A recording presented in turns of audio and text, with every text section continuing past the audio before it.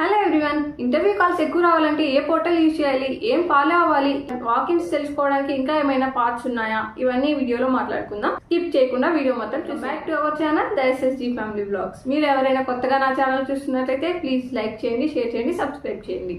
Initial గా మనకి చాలా జాబ్ పోర్టల్స్ ఉన్నాయి. Naukri, LinkedIn, Indeed, Monster. నేను జాబ్ కి ట్రై చేసినప్పుడు కూడా నేను నౌకరీయే యూజ్ చేశాను.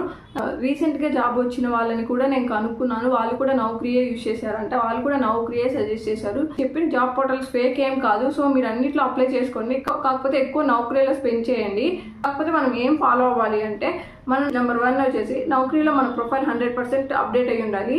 నెంబర్ 2 వచ్చేసి స్కిల్స్ కానీ, లాంగ్వేజ్ కానీ, ఎక్స్పీరియన్స్ కానీ డైలీ జస్ట్ ఎడిట్ చేసి అప్డేట్ చేసి సేవ్ చేస్తూ ఉండండి. సో దట్ ఇలా డైలీ అప్డేట్ చేస్తూ ఉంటే మీ ప్రొఫైల్ యాక్టివ్ గా ఉంటుంది. థర్డ్ వన్ వచ్చేసి ఇంకా అప్లై చేసుకుంటూ ఉండండి జాబ్స్ కి. మీ స్కిల్స్ ఎందులో కనిపిస్తే అందులో అప్లై కొట్టుకుంటా ఉండండి. ఎప్పటికప్పుడు ఈ మెయిల్స్, నౌకరీ నోటిఫికేషన్స్ అవి చెక్ చేసుకుంటూ ఉండండి. ఇలా చేసినా కూడా కాల్స్ రాలేదు అంటే